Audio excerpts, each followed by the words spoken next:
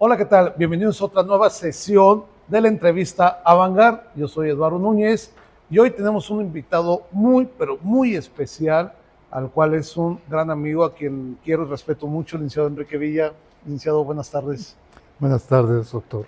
Hablar de cultura y arte pues, es hablar del licenciado Enrique Villa, un gran promotor de la cultura. Y les voy a leer un poco lo que es su semblanza de él. Él es licenciado en Derecho por la Universidad Autónoma de Querétaro, cuenta con estudios de maestría en Historia del Arte por la UNAM y una especialidad en Desarrollo Comunitario por la Facultad de Sociología de la UAC. Su labor profesional inició en el ámbito de la comunicación, desempeñándose como reportero, editorialista y director de suplemento cultural en medios destacados como el Diario de Querétaro y Periódico Noticias. Ha ocupado cargos de alta responsabilidad en las instituciones culturales más importantes de México. En el IMBA fungió como coordinador de promoción de la Orquesta Sinfónica Nacional y coordinador de los Centros Nacionales de Investigación Artística. Dentro de CONACULTA destacó como coordinador nacional del programa Creadores en los Estados y coordinador de vinculación cultural en diversas zonas del país. Asimismo, colaboró en el Festival Internacional Cervantino y fue subdirector de música en la Dirección General de Difusión Cultural de la UNAM. Su impacto en el desarrollo cultural regional es notable, habiendo sido titular de Cultura del Estado de Querétaro como coordinador general del Consejo Estatal para la Cultura y las Artes. En dicha entidad fundó y dirigió el Jardín del Arte, el Centro Cultural Casa de Faldón y el Centro de Educación Artística Ignacio Mariano de las Casas. También ha brindado asesoría jurídica especializada para la creación de la legislación cultural en el gobierno del Distrito Federal. Con una sólida vocación académica, ha ejercido como docente en diversas instituciones de enseñanza media y superior en Querétaro y la Ciudad de México. Actualmente se desempeñó más bien como director general del Museo Federico Silva, Escultura Contemporánea en el estado de San Luis Potosí, donde hace poco fue director y tiene ya pocos meses de haberse retirado y jubilado. Licenciado Villa, pues un gusto que esté con nosotros. Pues agradezco la invitación. La pregunta que le hago a todos, ¿por qué licenciado en Derecho y no pianista y no teatro o no coreógrafo de baile? Fíjate, Lalo, que mi papá era abogado. Ajá. Entonces, yo desde que estaba en la secundaria, empecé a trabajar. Siempre me gustó el área de cultura. Y entonces, siempre, tengo algo que me hizo ser promotor cultural desde la secundaria. Y como seguí trabajando en cuestiones de difusión cultural, mi papá me dijo, tú con tus locuras del arte te vas a morir de hambre. Entonces me traes el título de abogado y después haces lo que quieras. Entonces me eché la carrera de abogado. Incluso Carlos García Michaus, que fue mi maestro, decía, bueno, pues tus exámenes están perfectos, pero nunca serás abogado, desafortunadamente, porque no te gusta. Y entonces, terminando la carrera, me fui a México a estudiar la maestría en Historia del Arte a la UNAM. Sí. Trabajé un tiempito llegando con el papá de un amigo mío que era el presidente de la Junta Local de Conciliación y Arbitraje como secretario de acuerdos en el área de huelgas. Sí. En fin, fue interesante, pero solamente duré 3 meses ahí, porque tuve la suerte de encontrarme una amiga que era la directora de prestaciones sociales de SAOP, con don Pedro Ramírez Vázquez. Y entonces me dijo, pues, ¿qué haces tú ahí en algo que no te gusta? Vente para acá, tengo la oportunidad de ponerte como jefe de oficina en cultura, en el área cultural de la Secretaría. Y el secretario era don Pedro Ramírez Vázquez. Entonces me hice muy amigo de don Pedro y de doña Olga. Y entonces me tocó, pues, hacer una serie de exposiciones, porque en esa época la moda sexenal eran los asentamientos humanos. Sí. Entonces existía la Subsecretaría de Asentamientos Humanos. Y entonces ahí empecé a hacer contacto con una serie de artistas visuales fantásticos, ¿no? Como Pedro Friedeberg, que acaba de morir. ¿En qué año Yo soy malo para las fechas, pero debió haber sido en los 70, ahí en México. En México. Y realmente acaba de morir. Sí, antier murió. Murió, sí. Sí. Y bueno, por ejemplo, en uno de los suplementos mi portada era de Pedro Friedeberg. Fue una de las gentes que le toqué la puerta muchos años antes para hacer la portada de uno de los suplementos culturales. Licenciado, en esa época que usted entra a ser parte del equipo de la Secretaría de Cultura del Gobierno Federal, ¿estoy correcto? ¿O era de la Ciudad de México? No, todavía no existía la Secretaría de Cultura, era el Consejo Nacional para... Primero, la máxima autoridad de cultura era Bellas Artes. Ya. Entonces, cuando yo trabajé para Sinfónica Nacional como coordinador de promoción y relaciones públicas de la orquesta, pues Bellas Artes era el máximo organismo de cultura, y el director de Bellas Artes, que según yo fue el último gran director de Bellas Artes, era el licenciado Juan José Bremer.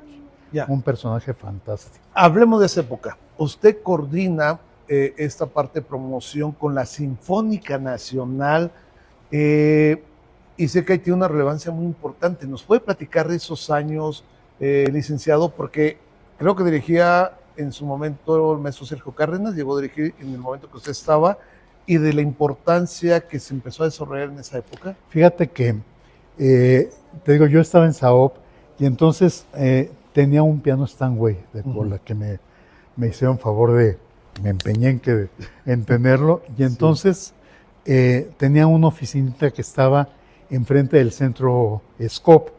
Entonces, pues venían los de Sala Chopin, me movían el piano y me lo afinaban a la parte de enfrente de que era donde estaba el auditorio del Scope. Yeah. Entonces un día, la nueva gente que se hizo cargo de prestaciones sociales, que era un personaje siniestro, mandó a los canchanchanes a que movieran el piano. Y en la noche tenía un concierto con Juan José Calatayud. Y entonces me dijo Juan José, yo no puedo tocar esto, es imposible. Pues dije, ¿qué pasó?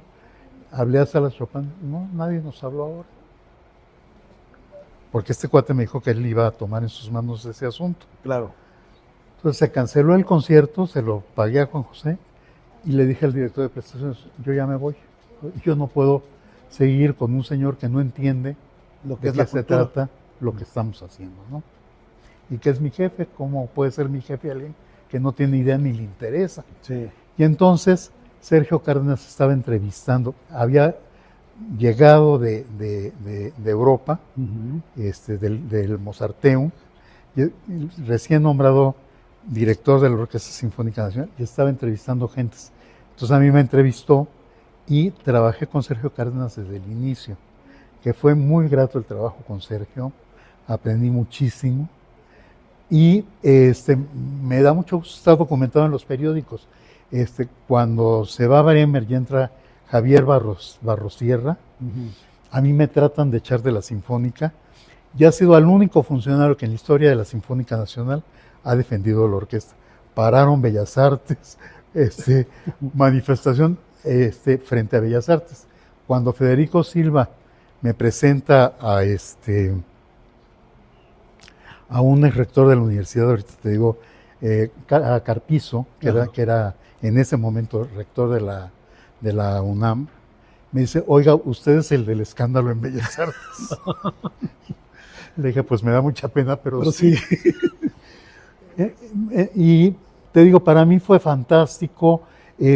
Con Cárdenas tuve experiencias fantásticas, porque un día le dije a Cárdenas, oye, ¿cómo esto se puede llamar Orquesta Sinfónica Nacional cuando tiene sus temporadas muy contenta en el Palacio de Bellas Artes, viernes y domingo, 4 temporadas al año, por lo menos, y conciertos sueltos? Me dijo Cárdenas, pues, tienes razón, pero así es, déjame pensar. Y entonces, después de un tiempo razonable, me dijo Sergio, oye, he estado dándole vueltas porque me dejaste la mosca en la oreja. Entonces, ¿por qué no hacemos unos festivales en ciudades claves del país, donde vengan de los estados aledaños a tomar cursos de perfeccionamiento musical con los integrantes de la orquesta? Ya. Y entonces se decidió hacer un festival de primavera. y este festival de primavera se decidió que fuera en Oaxaca. Y Cárdenas, que es muy listo, Sí. decidió que se inaugurara el 21 de marzo.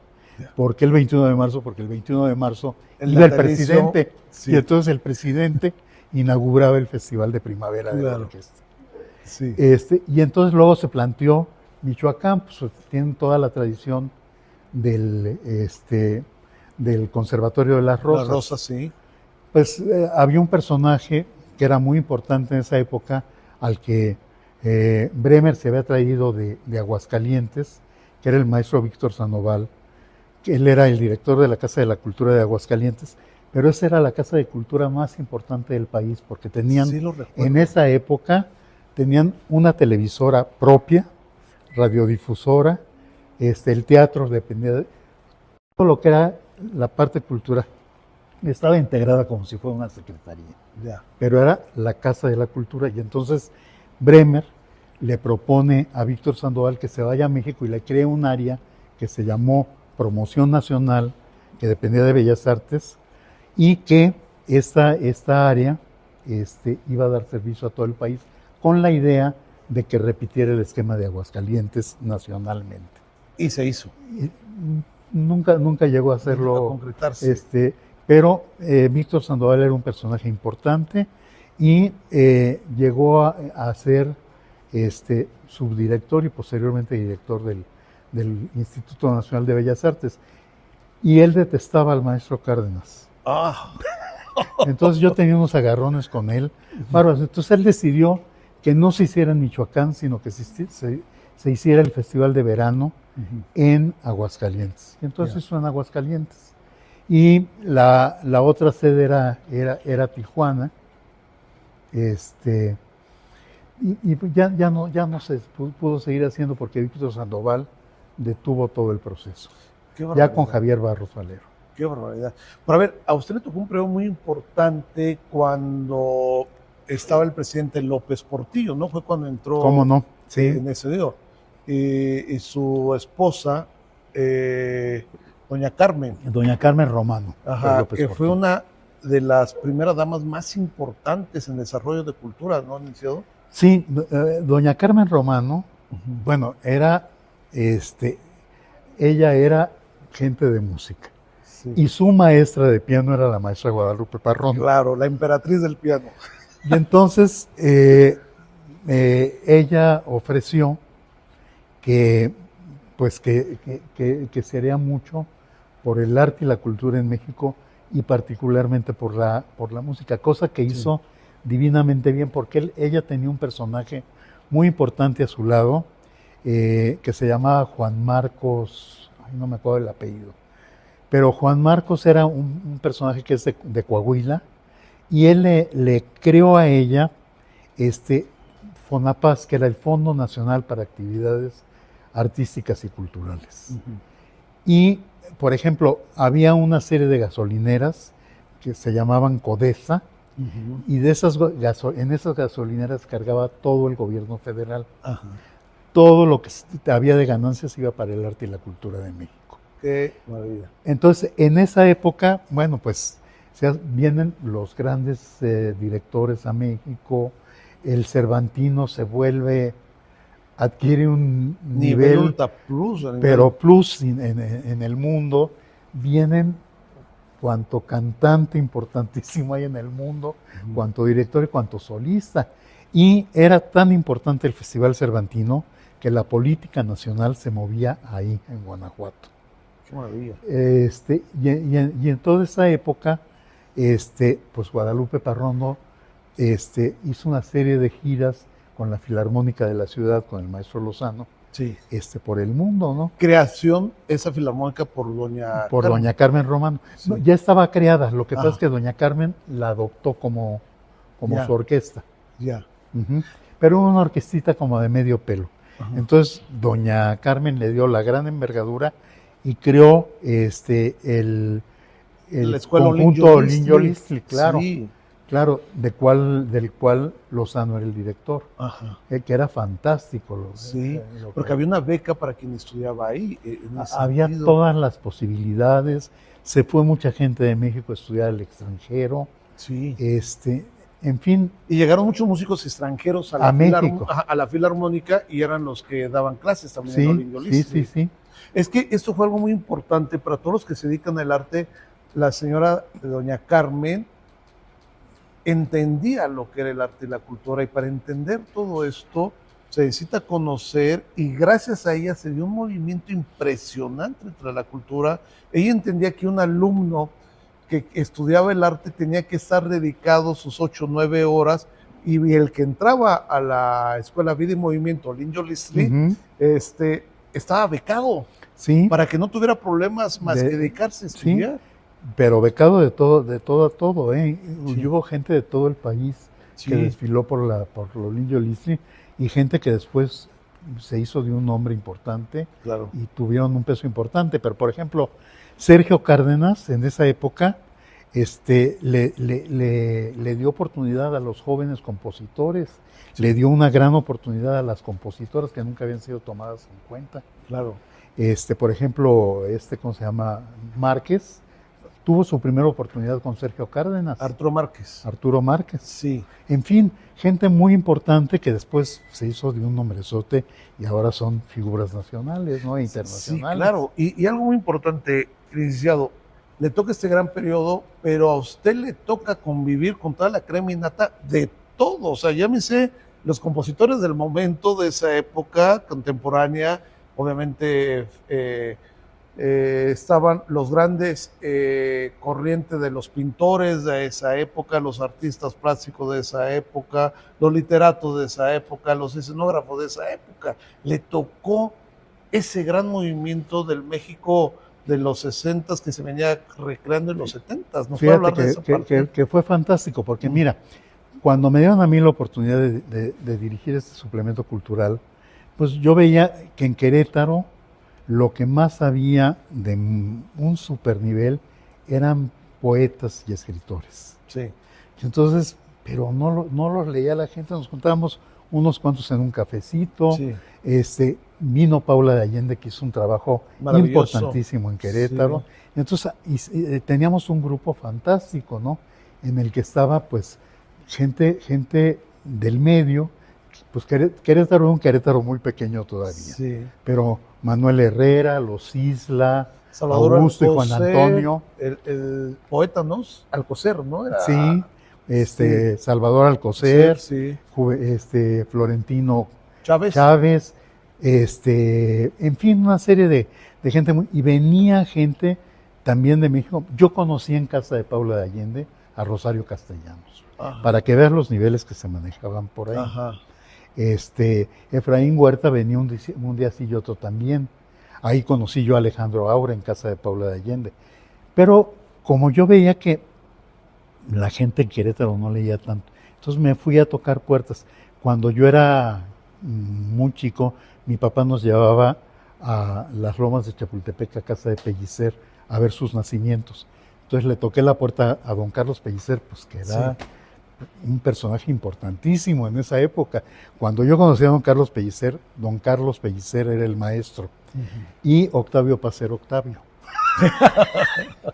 Para que vean los niveles, ¿no? Niveles, sí. Y era un viejo fantástico, Pellicer, un enamorado del arte, una gente que había convivido mucho con Frida y con Diego.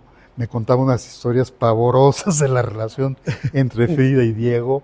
Pues tuve esa suerte, y como que estos artistas pues me adoptaban y me llevaban y me presentaban gente. Luego también me hice muy amigo del maestro Novo. Luego tuve la suerte de Salvador Novo. Yeah. Y luego tuve la suerte, por ejemplo, de estar con ellos comiendo, cenando, en lo que Pellicer le leía sus poemas al maestro Salvador Novo y Novo a Pellicer. Y yo como convidado de piedra, pero echándome un banquete, ¿no? Luego, por ejemplo, Lola Álvarez Bravo me dijo, yo quiero ser tu madrina. Ahí me trajo como mascota por todo México, presentando de medio mundo. Entonces, tuve esa suerte, ¿no? Y entonces me fui involucrando más y más. Y te digo, y mi papá pues estaba aterrado, ¿no? Porque decía, bueno, pues ¿qué va a pasar con este loco, ¿no? Sí. Y la verdad es que yo creo que juega también en esto mucho la suerte y también que uno siga jalando la hebra por lo que le gusta. ¿No? ¿Qué te puedo decir a ti que tú así has hecho? ¿No? Sí, que he batallado también mucho. Mucho, ¿no? Que tú hiciste en Querétaro todo lo que podías hacer y tuviste que salir a buscar fuera para seguir caminando hacia adelante. Claro, claro. Y todo se concentraba en México, ¿no? Sí, es que yo siempre, cuando Sari Bermúdez fue la presidenta del Consejo Nacional para la Cultura y las Artes, que no le gustó ni tantito, le dije, mira, Saris, uno de los grandes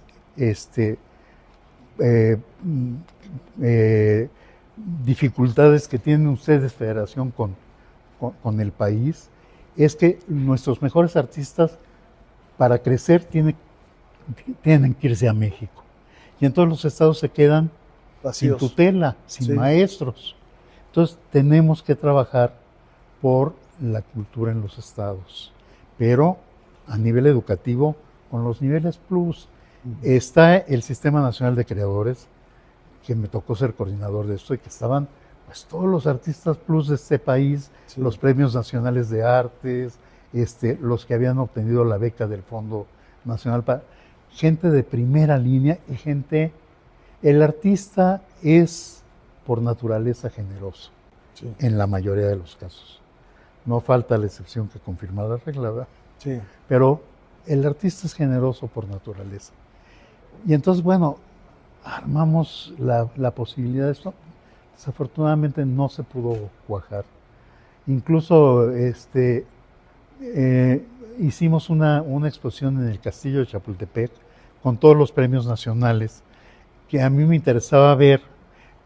Fuentes me escribió un texto fantástico para ver cómo cada sexenio iba determinando quién eran los premios nacionales, ya que se debiera. Era un texto muy interesante que nunca publicaron.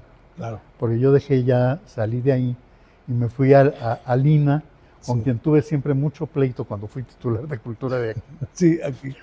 Entonces yo quería ver cómo era por dentro de la institución.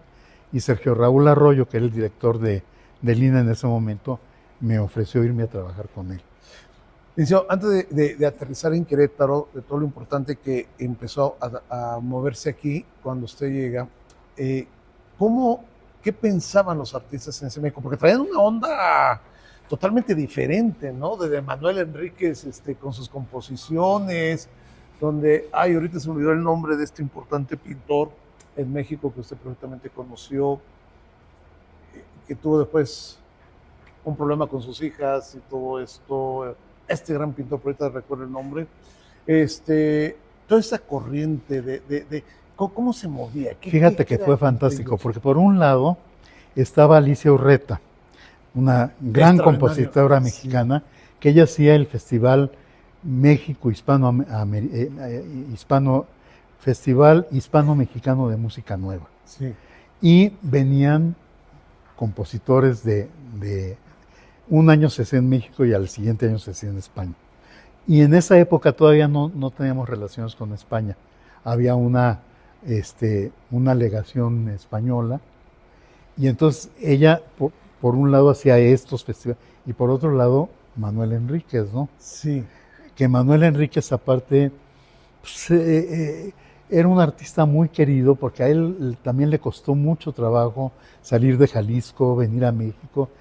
Y pues yo ya cuando conocí a Manuel Enríquez y a Alicia Urreta, ya eran dos personajes importantísimos de la cultura. Pero aparte había un tercer personaje que fue muy importante, que era el gran musicólogo José Antonio Alcaraz.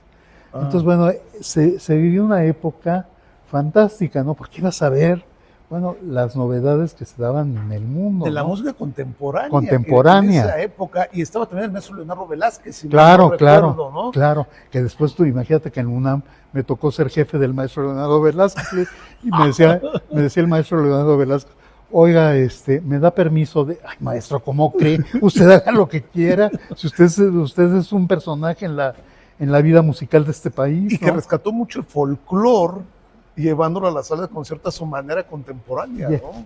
Y ya era un personaje maravilloso. Tuve la oportunidad de estar en su casa, porque yo hacía música a 2 premios y a 4 premios con su hijo Adrián Velázquez. Ajá. ¿Sí me explico?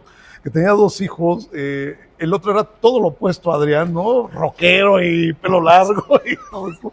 No, y Adrián más pulcro, Sí, ¿no? sí, En ese sí. sentido. Muy, muy convencional. Sí, pero tuve la oportunidad de llegar y quedarme en su casa. Un gran personaje, el maestro. Fantástico. Que eran todo ese movimiento.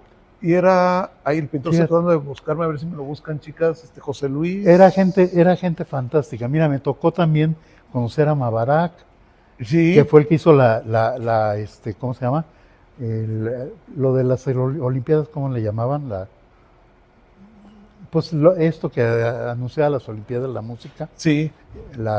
¿cómo se llama? Bueno, y era un personaje de una sencillez bárbara, y aparte era una época en que todo mundo que trabajaba en cultura, los grandes personajes estaban conectados entre sí. Entonces ibas a una reunión donde te podías encontrar poetas de gran calado, de medio pelo, gente de todo tipo, de todas las disciplinas artísticas. Sí, que fue un movimiento impresionante. Fantástico. Finales de los 60, 70 y 80 con Fantástico. toda esta gente, ¿no?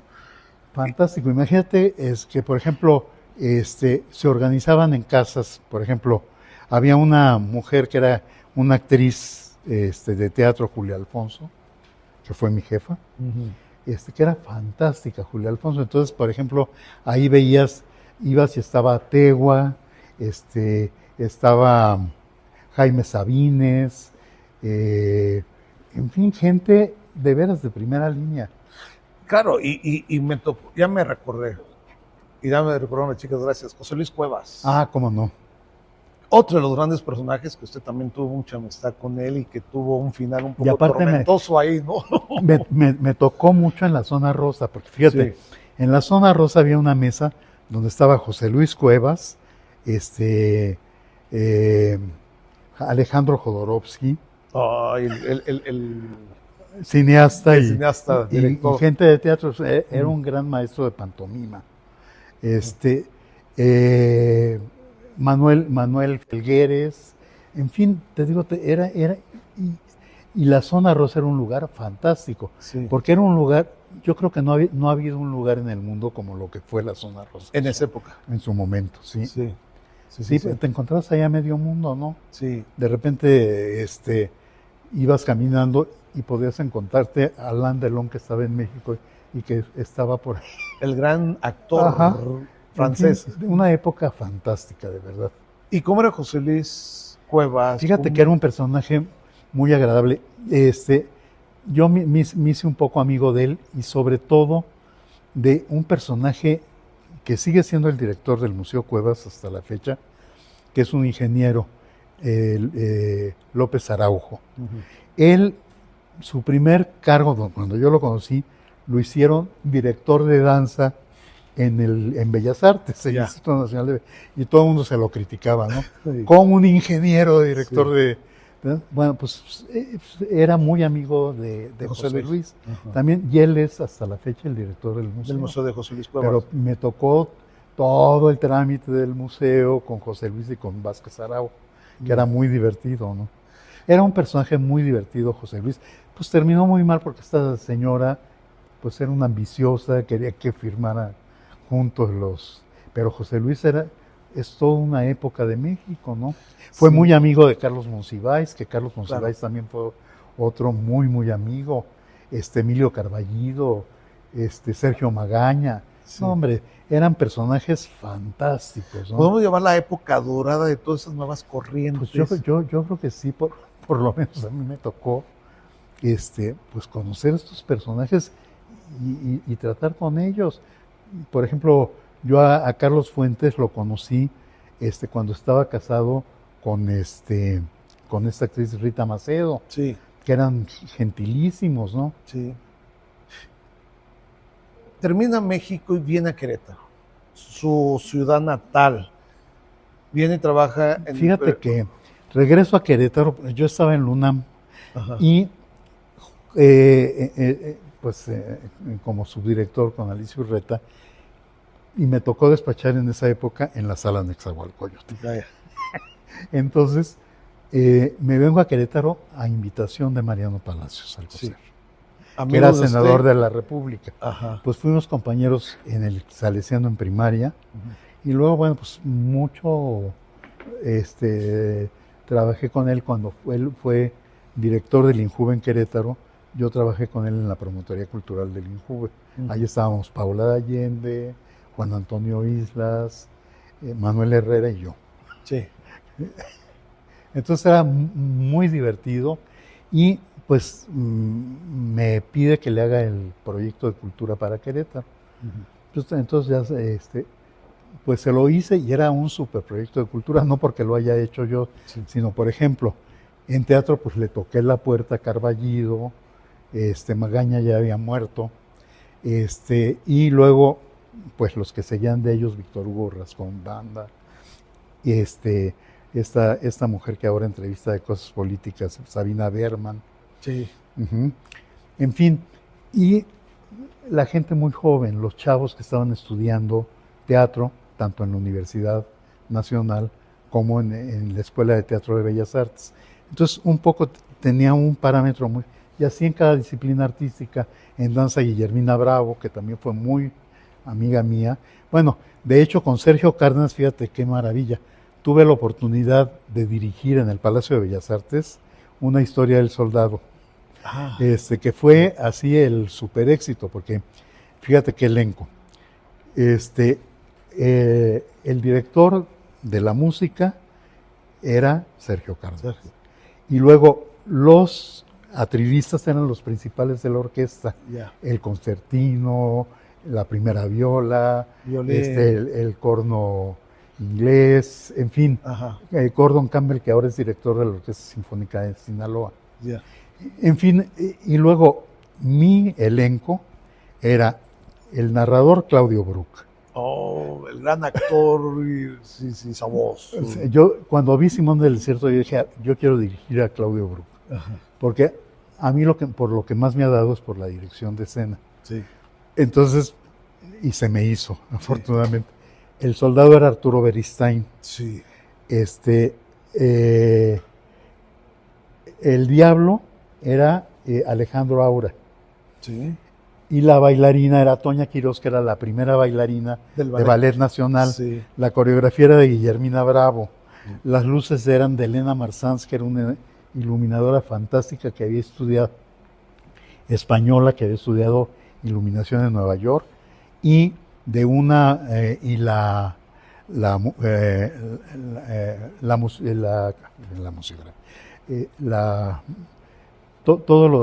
escenografía era de Yarmila Dostalova, que fue una actriz,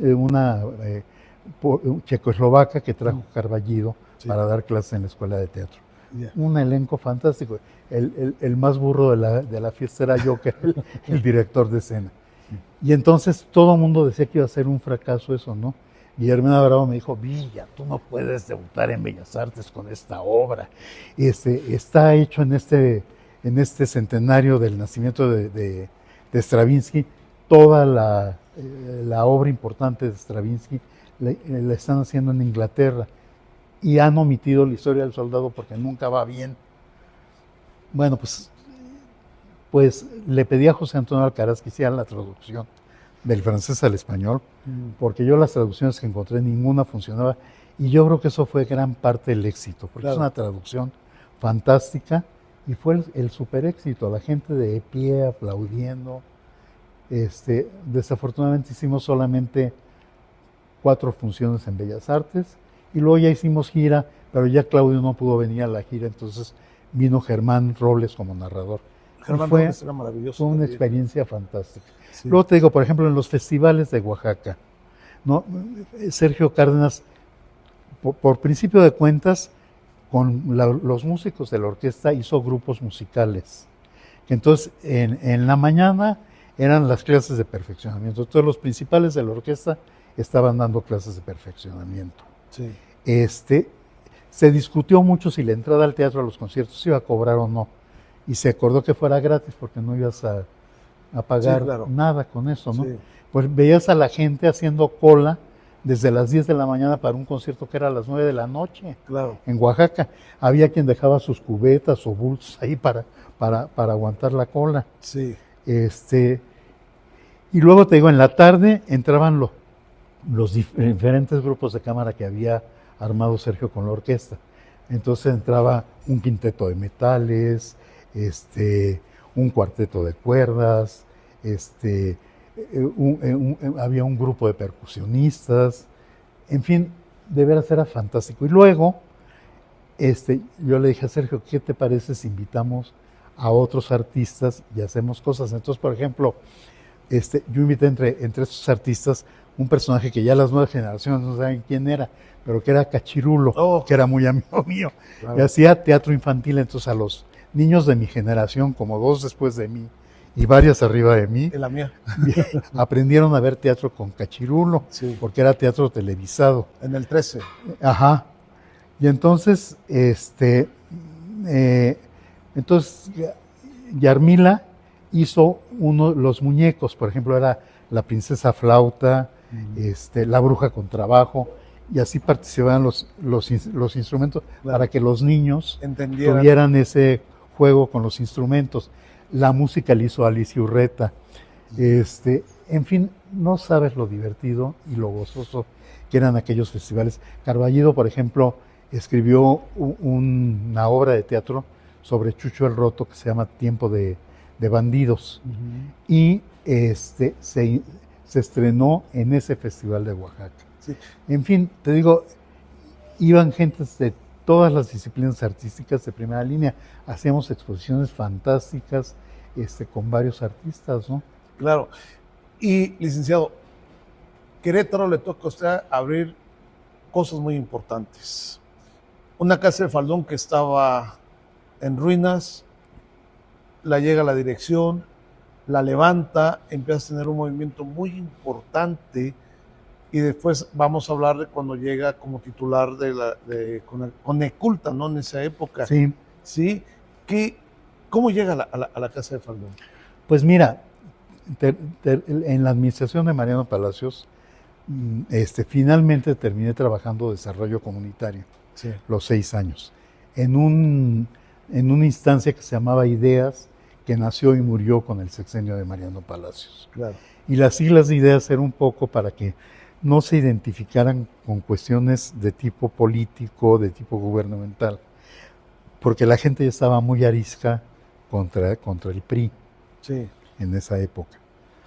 Entonces, pues fue muy, y por eso fue que hice la especialidad en desarrollo comunitario en la UNAM, con una planta de maestros fantástica, de ver, casi que nos diseñaron la especialidad para nosotros. Sí. Entonces yo con todo mi equipo ahí estábamos tomando la clase para saber, ¿no? Y no ir tan empíricos. Sí. Bueno, pues y entonces termina el sexenio de Mariano Palacios y me dice: Mariano, esto ya se va a acabar, Enrique, ¿en qué quieres que te ayude? Le dije: pues mira, Mariano, yo quisiera que me nombraras director de la Casa del Faldón que estás por inaugurar. Me dijo: oye, pues vas a ser Enrique el Breve, porque en 15 días cerramos la administración. Le dije: pues no me importa, porque pues de mí depende si me quedo o me voy. Ajá. Y entonces ahí, pero como venía de trabajar desarrollo comunitario, entonces yo puse en función todo aquello que me había funcionado muy bien en desarrollo comunitario, que era la planeación y el trabajo participativo con la gente del barrio Con la de San comunidad, Sebastián y del Cerrito.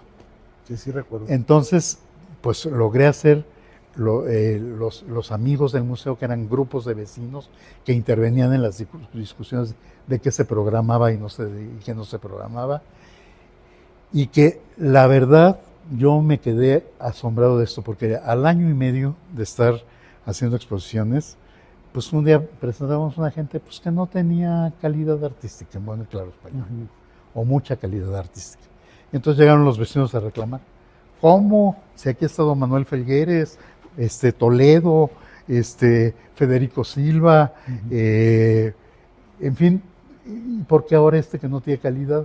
Dije que entonces la gente aprende, nada más hay que acercarle las cosas a la y eso gente. es algo importante, porque dentro de eso, en la Casa de Faldón se volvió algo muy llamativo dentro de un barrio ícono, que era San Sebastián. Se empieza a dar un movimiento impresionante, no solamente de estar dando conciertos, sino que la misma gente participaba, había jornadas de danzón, había conciertos, había una danza contemporánea, noches bohemias, sí. Y hacíamos todas las celebraciones.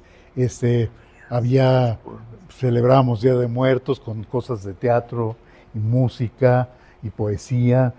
En Navidades hacíamos pastorela cada Navidad. A eso quiero llegar, porque en ese momento, cuando la Casa de Faldón, que es cuando yo lo conozco a usted, hace algo diferente a lo que se venía llevando en Querétaro, porque Querétaro tenía pastorelas, como era Cómicos de la Legua, que era ya un clásico, y el Corral de Comedias, pero hace algo diferente que no tenía Querétaro. Hace muchas cuestiones con música en vivo, que es cuando me invita a dirigir musicalmente la música, pero trae a Cachirulo, que eso fue algo así de importante para esa época, porque pues, Cachirulo, mucha gente, estamos hablando del año 91, 92, 93, Cachirulo pues estaba muy vigente todavía, y viene a ser un diablo en esa pastorela, y conjunta usted gente muy importante de Querétaro, que era una pastorela hasta que había un burro, también me acuerdo ahí, paseando a la Virgen, banda en vivo, música en vivo, fue una experiencia muy importante. Fíjate que yo decía que ese era mi premio de fin de año por haberme portado bien, porque descubrí que la pastorela sucedía en Querétaro, ¿no? Sí. Entonces, los pastores y las pastoras iban vestidas con cambayas queretanas. Sí, recuerdo. La Virgen iba vestida como la danza de pastoras, sí, de Amealco. Y la maestra Aurora Zúñiga. Aurora Zúñiga participaba con el grupo de danza, sí, que trabaja con la universidad. Sí. Aurora y su hija. Y Lolita, que era... Lolita trabajaba de pastora. Pastora, que era Gila, o no sé, algo así. No, había algo, alguna vez fue Gila. Sí. Y entonces, bueno, había dos finales, porque el final era la adoración de los pastores. Pero dije, bueno, si todo sucede en Querétaro, voy a meter a los concheros. Entonces tenía yo un compadre conchero al que iba cada año a la ceremonia de concheros, sí, don Ramón Aguilar. Sí. Entonces le dije, oiga, don Ramón, no, me dijo, es que esto solo lo bailamos con fines religiosos, no podemos participar en una cosa de teatro. Le dije, véala. La dijo, yo creo que sí podemos estar aquí. Y entonces imagínate que, bueno, las últimas funciones eran más de 100 gentes en la escena. Sí, era un súper espectáculo, porque, te digo, en Los Pastores estaba integrado el grupo, bueno, la música era un trío de guapangueros. Sí. Sí, recuerdo. En el campo de Los Pastores. Sí. Y el grupo de danza de Aurora Zúñiga, sí, que hacían cosas fantásticas, ¿no? Cada año cambiaban los bailes, porque sí, la pastorela seguía siendo la misma, pero cada año le inventaba cosas nuevas para que fuera atractivo.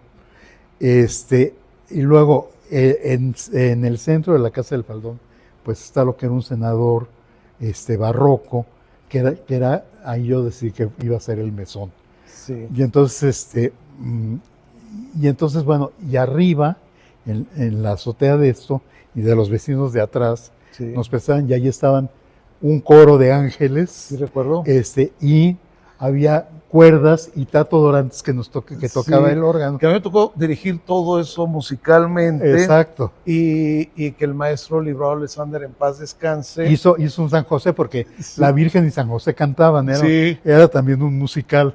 Sí. Entonces Librado, pues hacía San José, y la Virgen era una muchachita que tenía muy bonita voz. Sí, y Librado pues era Librado Alexander, sí, el gran sí, tenor de ópera, y haciéndole San José y cantando, sí, que no recuerdo qué partes que hacía dentro de la pastorela, no sé si, porque ella cantaba en la Media, Y no sé si él cantó un área de... No, el Ave María la cantaba otro muchacho que fue Eric. la voz de Eric. Eric, perdón. Que fue la voz de Querétaro, Sí. que él aparecía con una farola Sí. guiando el burro que El traía burro. la Virgen, Sí. que iban pidiendo posada. Ajá. Y Librados, Entonces, no en el- recuerdo qué cantaba. En el camino cantaba el Ave María. Sí. Y Librados no sé qué obra cantaba. Pero era maravilloso. Librado cantaba las posadas. La posada, sí, cierto, la posada. Y era maravilloso. Es que era todo el patio del faldón atrás, era toda la escenografía. Todo el escenario. Y luego venía el infierno, Sí. que la música de los diablos o era una banda de viento, Era la banda de viento. o una cosa tropicalera. No era la banda de viento la que estábamos ahí, y es donde aparecía Cachirulo. Ajá, Era que maravilloso. era el pingo, que era un diablillo mexicano. Sí, termina Casa del Faldón porque fue algo muy importante, porque se hacían bohemias también. Claro, que sigan hasta la fecha, Sí, subsisten bohemias vivas. que llevaban tríos y juntaba en esa época. Fíjate toda que una era comunidad. muy impresionante porque yo lo que pensaba es pues, que era un espacio para la gente del barrio que no tenía dinero para irse a meter un bar y pagar. Claro. Entonces, bueno, pues entonces me dijeron, oye, ¿por qué no? Ah, porque las primeras bohemias que hice, pues las hice con refresquito y café. Entonces me dijeron los bohemios, oiga, licenciado, ya no sale el café por las orejas Uy. y el refresco. ¿Por qué no nos permite un alcoholito? Le dije, bueno, pues si ustedes traen su botella, aquí vemos cómo Sí. le hacen. Y entonces empezó y dije, bueno, como la gente que estaba en el consejo en esa época, Sí. me tenían a pan y agua, Sí, dije, claro. voy a vender copa. Y entonces vendí copa sin pedir autorización. No sabes el éxito. Claro. Pero había la posibilidad de quien no quería o no podía pagar la copa ahí, podía traer sus alcoholes y sus refrescos. Claro. Y luego la gente del barrio hacía quesadillas y tamales, y entonces tú podías cenar Claro. en la noche. Entonces era muy agradable. Y los que participaban se tenían que inscribir, y entonces había quien traía su mariachi, había quien traía un pianista, ¿no? Ahí tenía yo un clavinova. Sí, me acuerdo. Que ese Clavinova tiene una historia, después ahorita lo platico por qué. Pero había tríos, iban también Sí, tríos. tríos, Era sí. maravilloso Sí, toda esa y entonces, parte. al principio, bueno, era como libre, ¿no? Pero después tuvimos que ir restringiendo, y al final era solamente tenían derecho a cantar 2 rolas. Sí. Y la segunda sí les aplaudían mucho, si no, Vámonos, ¿verdad? el que sigue. Tatara. Adiós. Termina la Casa del Faldón, licenciado. Y Bueno, viene. Cuando estaba en la Casa del Faldón, me pide el gobernador Enrique Burgos, que ha adquirido lo que es el Jardín del Arte y quiere que le haga el proyecto y lo eche a andar. Entonces me toca echar a andar el Jardín del Arte. Entonces corrí de un lado, pero la gente que estaba en el consejo ya no dio el ancho ahí. Creo que la comunidad artística se quejaba mucho de esta Sí. persona. Y entonces me pide el gobernador que vaya a una cita un domingo, que yo corría de un lado para otro.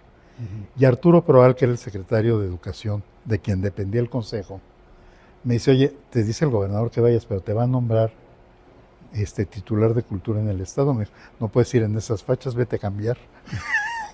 Entonces ahí voy a cambiarme rápidamente y pues ahí estábamos muy serios, varios en la sala de espera, porque ahí dieron nombramiento a varios.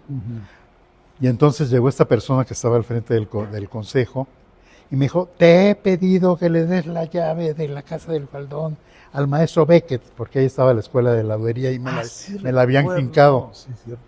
Y luego yo hice toda la investigación y ahí me ayudó mucho Fernando Lozano. Sí. Le dije, ¿por qué no me compras los violines que están? Me dijo, porque no sirven, son sordos. Quieren hacerlo con maderas mexicanas y no funcionan como caja de resonancia. Claro. Entonces hice todo el estudio y eché y No, les sí. quité el subsidio a los de la escuela de laudería. Sí, recuerdo eso, sí recuerdo. Porque dije, pues si el Estado no tiene dinero para pagar lo propio, menos va a tener para pagar una necesidad que Bellas Artes quiere tener, Claro, que pague Bellas Artes. claro. Y pertenecía a Bellas Artes. Sí, claro, pues sigue a la fecha a la fecha, perteneciendo. sí. Entonces lo hablé con Gerardo Estrada, que era el director de Bellas Artes.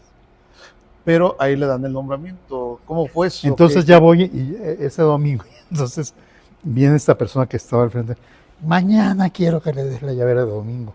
Sí, cómo no, señor, mañana a primera hora. Yo ya sabía que me iban a nombrar. Sí. Entonces pasa el gobernador, ¿qué tal? ¿Qué tal? ¿Cómo les va? Buenos días, buenos días. Como siempre. Fulano, pasa conmigo a mi oficina y llama a este personaje que era el titular de rectora. Y sale, bueno, ya ni siquiera, ya salió por el patio, ya ni siquiera entró a la sala de espera.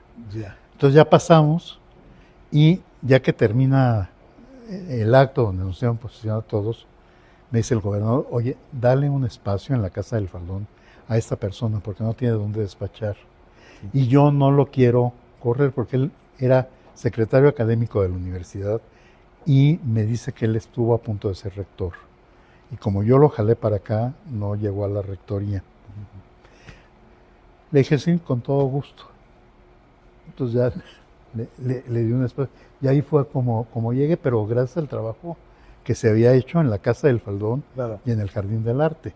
Y ahí, cuando llega a Crónica Culta, se vienen algo muy interesante, proyectos muy importantes que no se venían desarrollando, y fue cuando se hace todos estos circuitos de todo el estado, ¿no? De llevar arte, y fue algo importante, y de ahí compré el Clavinova para mandarme a mí a dar conciertos. Pues fíjate que me tocó gente muy valiosa en el consejo. Mira, hay una mujer abogada, no economista, Claudia Beites, que luego fue mi jefa, porque luego fue subdirectora de Bellas Artes. Y con ella yo fui coordinador de los centros nacionales. Sí. Pero mi primer punto de encuentro con ella fue yo como titular de Cultura y ella por parte de la federación con todos estos programas que eran federales. Sí. Ella creó muchos de esos programas. Sí. Ella los inventó, pues, y era fantástico porque entonces, por un lado, te digo, tenías la parte estatal, ¿no? Que era muy importante, había... La federal, ¿no? También. Pero con parte de la federación. Sí. Es que se hacían bolsas de dinero. Sí, me acuerdo. Entonces, el Estado ponía una parte y la federación ponía otra parte, ¿no? Sí.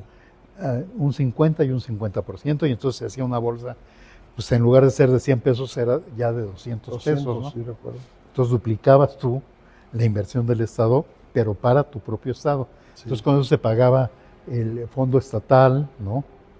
En fin, programas locales.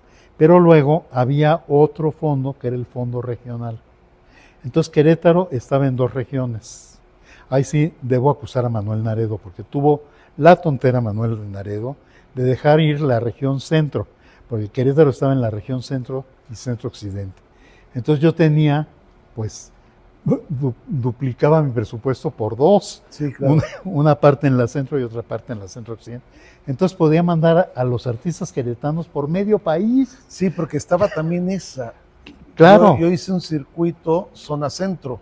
Claro, sí, que era Puebla, Oaxaca, sí, Guanajuato. Ese era el centro occidente. Porque participaba. Pues a lo mejor fuiste a los sí, 2 circuitos. A los 2 me tocó. Sí, porque era esa parte también. Sí, y era una bolsa diferente a la que se manejaba el estatal. Y ahí era muy interesante porque cada estado, por ejemplo, los estados nos ponemos de acuerdo. Sí. ¿Cuánto puedes aportar? Y entonces todo el mundo le pujaba lo más que podía, ¿no? Sí. Y los más pobres pues, decíamos, no, pues yo puedo hasta tanto, ¿no? Entonces vamos a suponer que Querétaro dijera, bueno, yo puedo hasta 1,000 pesos, ya era la cantidad más baja.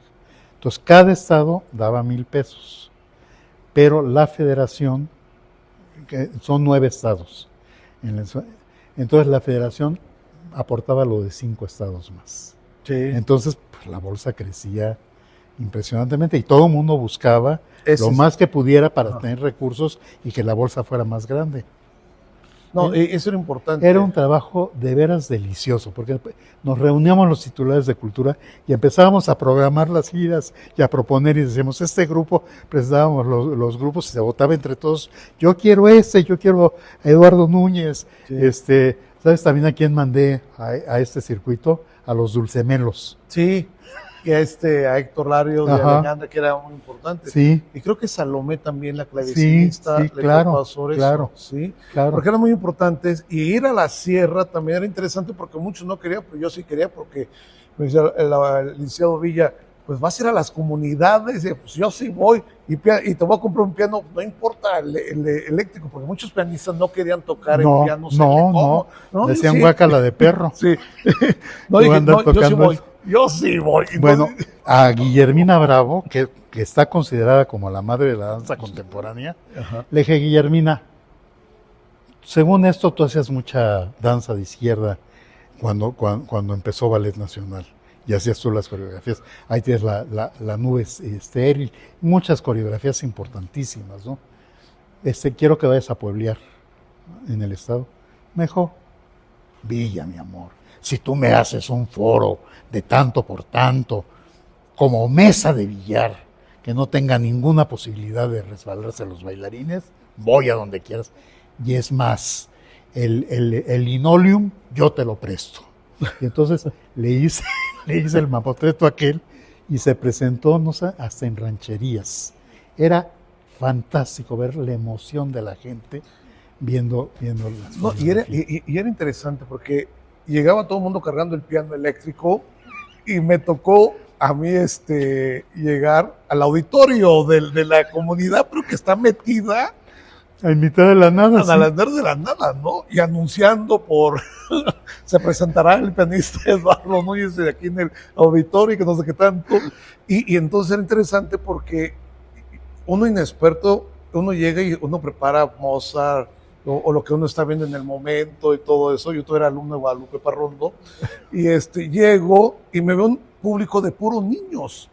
Entonces tuve que cambiar el repertorio en ese momento e improvisar para captar y hablar en forma de cuento quién es Mozart para que los niños entendieran e interactuaran. Pero era maravilloso porque estábamos llevando cultura a niños que estaban atentos y que realmente pues no habían escuchado ese tipo de música, en su vida, pero sí. tenía que hacerlo de forma que el niño lo entendiera, no sin tocar las sonatas, sino modificar para que el niño pudiera entender en ese momento y estuvieran atentos. Entonces fue maravilloso andar recorriendo todo ese tipo de situaciones que sí se le dio continuidad, pero después se pierden muchas cosas porque el problema que tenemos como país es no tomar lo bueno de lo que se tiene, simplemente llegar a querer imponer, porque a Manuel sí le dio continuidad a todo esto, los circuitos sí, pues estatales, es un programa federal. Ajá, y pero después se pierde y todo esto. Y viene algo muy interesante y algo que quiero hablar y hacer muy énfasis, porque es el primer personaje que me aviento 2 programas, pero es que el licenciado Villa hay que hablar mucho de él y uno nunca acaba, y me ha tocado estar 4 horas platicando con él y no acabamos. El Museo Federico Silva, que es algo importante, de uno de los grandes escultores y que murió apenas el año pasado, si mal no recuerdo. Sí, antepasado. ¿Sabe este museo, licenciado, cómo se llega a este tan importante museo? Fíjate, que está bellísimo, ¿Cómo conocí yo a Federico Silva? En uno de los festivales de música hispano-mexicana de Alicia Urreta, hacen un performance, pero no se llamaban performance en esa época, con 3 personajes y Alicia en el piano haciendo música incidental, con llaves y lo contemporáneo de esa época, que era lo que se hacía, ¿no? Y los pianazos, ¿no? Bueno, jalando la cuerda. Y entonces los 3 personajes eran Hugo Gutiérrez Vega, José Antonio Alcaraz y Federico Silva. Ya. Entonces, José Antonio Alcaraz era gay, ¿no? Sí. Y entonces entra una bola de loquitas. A la víbora, de la mar, por aquí viene Alcaraz. Y sale la gorda Alcaraz, ¿no? La gorda Alcaraz, sale Alcaraz diciendo, les voy a platicar porque me hice a ti, porque Monsi, que estaba sentado en la primera fila, me invitó a una fiesta. Bueno, ya le aplaudieron, Alicia hacía música incidental mientras todo esto pasaba, y luego pasa Hugo Gutiérrez Vega. Entonces, compañeros, con aquella voz que tenía Hugo, se echó ahí todo un speech. culto fantástico. Y luego Federico Silva. En esa época no teníamos relaciones con España, era una legación española, ¿no? Sí. Y había en el salón donde se presentaba esto, el piano y un retrato de Franco al final. Entonces entra Federico Silva con un portafolios, lo pone sobre el escritorio, lo abre con toda parsimonia, lo saca y es un cañón, y empieza a limpiarlo. Y empieza a escribir una serie de cosas en el pizarrón, pero eran al revés. Por ejemplo, Franco era Cofra. Y así, ¿no? Entonces limpia, apunta el cañón al retrato de Franco y le dispara. Y entonces le hizo el retrato y ¡puic! Le dijo, nos van a cancelar el festival los hispanos. De ese tamaño eran las cosas que se hacían, que eran fantásticas, ¿no? Porque eran personajes. Pero el artista siempre fue muy atrevido, ¿no? Sí. Sin ningún problema. Porque para quien nos escucha, el maestro Alcaraz, pues fue un gran escenógrafo de la ópera. Bueno, él fue el director de ópera, dirigió una película, un personaje fantástico. Casazo, que en el medio lo conocemos como la Gorda Alcaraz. La Gorda Alcaraz. Sí. Te digo que un día salimos de ver un Lohengrin de Bellas Artes. Ajá. Y sale el director por la puerta central y yo por una lateral y José Antonio por la otra. Y me grita, Villa, Villa, ¿cómo se llamó la obra? Y le hago yo así. Y me dice, Gansito Marinela, ¿dónde dejaste tu zarzuela, verdad? Pero había sido la ópera. Sí, pero era fantástico. Era un personaje. Y entonces ahí conoce a Federico Silva. Me lo presenta Alicia Urrete y después nos fuimos a cenar. Sí. Y Alicia, oye, Federico, no la friegues, viene gente de España, los comprometes, ellos tienen que regresar a España. Cruz Castro venía mucho a esos festivales. Sí, y entonces... Que sigue viniendo a México. ¿En qué año fue eso? ¿Conoces a amigos? No me acuerdo, ¿Los 70s? Yo creo que sí. Porque Alicia muere como a principios de los 80s, ¿no? Sí, en los 80s. Ajá. Y entonces, ¿cómo nace este proyecto del Museo Federico Silva? Que es maravilloso, vayan a verlo a San Luis, es un museo. Pues fíjate que es una historia también muy, muy simpática de las que te toca saber, ¿no? Pues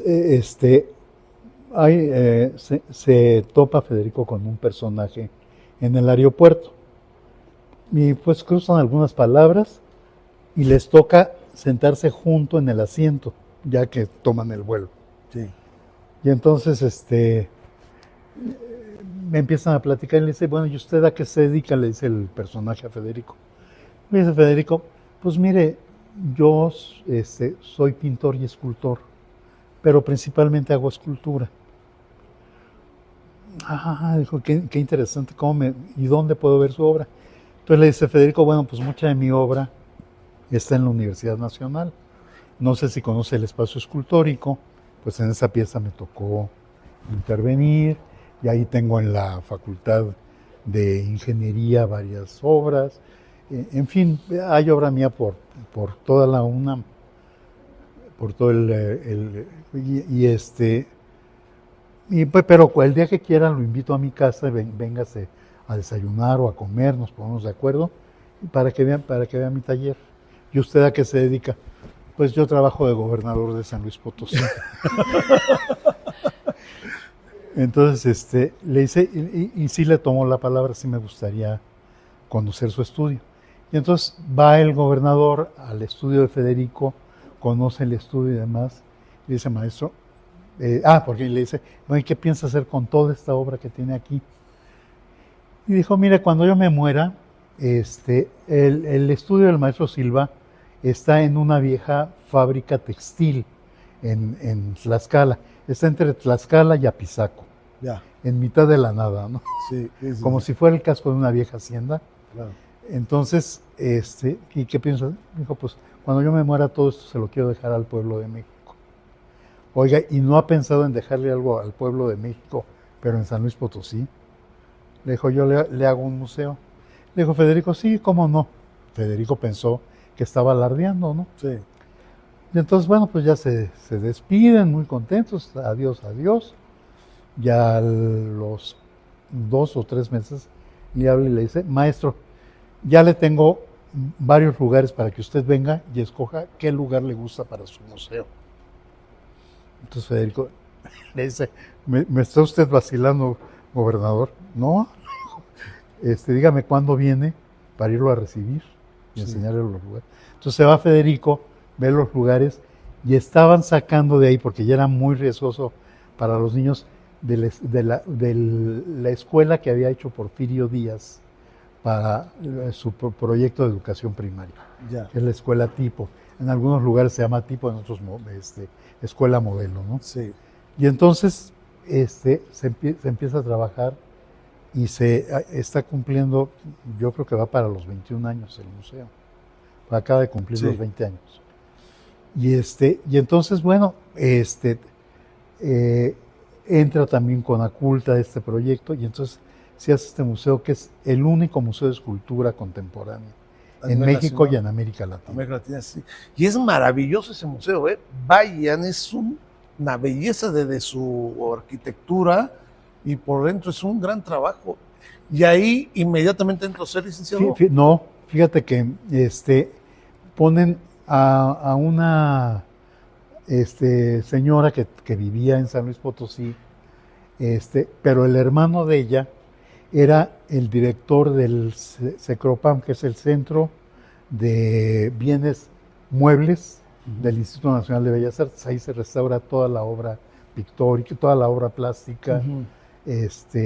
Tienen cosas fantásticas, por ejemplo, obras que estaban en Los Pinos de artistas plus de Diego, de Velasco, ahí se restauraba, ¿no? Cuando estaban restauro o limpieza. Y la hermana de este cuate vivía en San Luis Potosí y ella es la primera directora. Y luego sale ella de la dirección del museo, porque tenía un pleito con el maestro Silva, que fue también un pleito muy chistoso, porque había una obra cinética del maestro Silva que se llamaba El Eclipse. Entonces, con cajas y cadenas de bicicleta, todo, un artefacto como antiguo, viejo, se veía como de los 20. Logra proyectar un eclipse en la pared.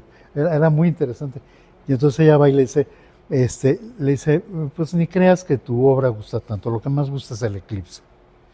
Y le dijo, Federico, te la voy a recoger.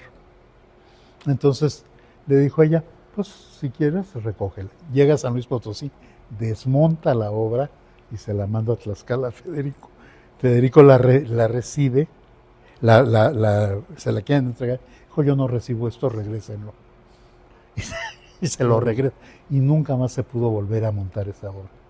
Pero yo le dije, Federico, yo necesito espacio en el museo y esa pieza está ocupando un salón de bastante buena dimensión. ¿Se puede echar a volar la pieza? Me dijo, mira, la hice con un maestro que ya murió, con cadenas de bicicleta y motorcitos muy elementales. Era de los años 60 esa pieza. Entonces era muy rudimentaria, del 69, que fue cuando empezó todo lo del arte cinético. Federico fue el gran cinetista mexicano, ¿no? Sí. Entonces, pues sale esta mujer y viene otra directora, que es de nombre Minori, y también sale del museo y viene otro director, que era un personaje que fue director del museo más en Guadalajara.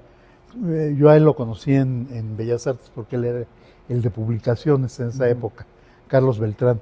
Y también sale de ahí, y entonces cuando sale Beltrán estaban los ánimos muy caldeados. Entonces viene Federico a buscarme, yo estaba de director del CEDART. Tenía un año como director del CEDART. Aquí en Querétaro. Entonces entonces me dice el Ignacio Mariano de las Casas. Entonces me dice, Federico, necesito que te vayas ya como director de mi museo. Le dije, no puedo, Federico, porque la directora de Bellas Artes me dio chance de venirme a Querétaro, que es mi estado. Me dijo, ¿quieres que hable con la directora de Bellas Artes? Le dije, ¿cómo crees, Federico? Ni que fuera muchacho chico. Yo hablo con ella, entonces ya hablo con la directora de Bellas Artes, le digo, oye, pues está pasando esto, el maestro Silva me dijo, mira, Enrique, el maestro Silva es uno de nuestros artistas más importantes. Entonces, vete a San Luis Potosí, ponme una gente que tú creas que pueda ser gente honesta de director y hazme el cierre sexenal con la gente que tengas ahí de director. Sí. Y en eso quedamos, y allí estuve de director 13 años en el museo, hasta que llegó este gobernador, que está en el mismo periodo que Querétaro, o sea, al mismo tiempo que Curi, y entonces recibo una llamada y me dicen, por orden del gobernador, el día de mañana hay una reunión en el Museo del Ferrocarril, y para que usted siga siendo director del museo, tiene que, ¿cómo se llama? Pues darme de alta en el Verde Ecologista. Le dije, pues, muchas gracias, les agradezco mucho, y presenté mi renuncia, porque ¿cómo voy a darme de alta de un partido que sabe uno lo que es, verdad? Claro. Partido de una familia, que es un negocio, tacatín, tacatán, ¿no? Y pues ya. Entonces, yo había estado pagando el seguro voluntario por los años que trabajé aquí en el gobierno del estado de Querétaro. Ya me jubilé con eso del seguro social y estoy viviendo muy contento aquí en Querétaro. Todo el mundo me dice, ¿no extrañas el trabajo? ¿No te pesa mucho? Disfruto tanto el hacer lo que a mí se me da la gana y mi libertad. Digo, pues por lo pronto no, estoy feliz y contento leyendo y haciendo lo que a mí me gusta. Bueno, es muy importante siempre estar con un personaje como el licenciado Enrique Villa, que realmente pues, conoció en su época a los más grandes personajes que ya hemos comentado, como él nos los ha explicado, de todas las artes, dirigiendo también importantes espacios culturales. Y no más me queda hacerle una última pregunta, mi estimado licenciado y amigo. ¿Hacia dónde va el arte?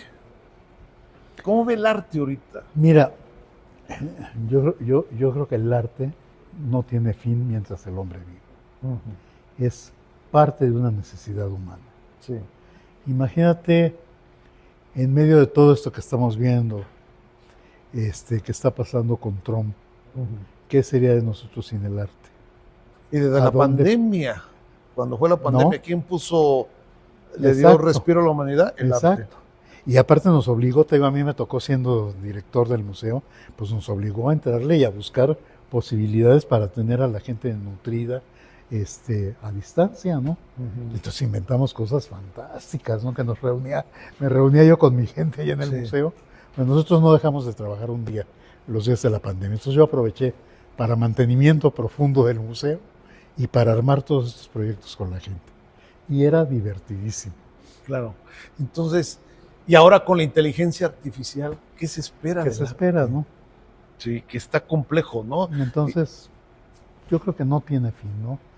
Siempre habrá gente con la capacidad de crear y de hacernos ver lo que nosotros no podemos ver. Porque lo que vemos muchas veces es a través de la mirada del artista o a través de la interpretación del artista, ¿no? Cómo reconstruir a Mozart, por ejemplo, si no tenemos un pianista como tú, Eduardo, o como Guadalupe, claro, o como los otros muchos que hay, los brillantes pianistas, ¿no? Internacionales y nacionales, no me refiero a los nacionales por tenerlos más cercanos. Claro. Ese es algo muy importante y yo, bueno, quiero agradecer mucho al licenciado Villa. Él fue un promotor muy importante, apoyó a muchos artistas de abajo, no fue un promotor de élite, como muchos piensan que si no vienen los grandes monstruos no existe. Él le dio muchas oportunidades a muchos jóvenes, entre eso me incluyo yo, que siempre es importante abrir las puertas para que tengan una oportunidad de demostrar su arte y que realmente, pues eso siempre ha sido muy loable y agradezco mucho al licenciado que haya estado aquí con nosotros. Siempre es importante platicar. Ahí nos vemos otra plática con un café, pero siempre sentarse a hablar con el licenciado Villa es estar 4 o 5 horas, estarse preparado, porque es una gran biblioteca cultural y habla de las experiencias de cada uno de los grandes artistas que él tuvo la oportunidad de conocer de convivir y de agarrar una gran experiencia. Así que, pues muchas gracias, licenciado, por estar con nosotros. Y no se les olvide vernos en nuestras plataformas digitales, TikTok, YouTube, Facebook y Instagram. Yo soy Eduardo Núñez y esta es la entrevista Avant-Garde. Muchas gracias.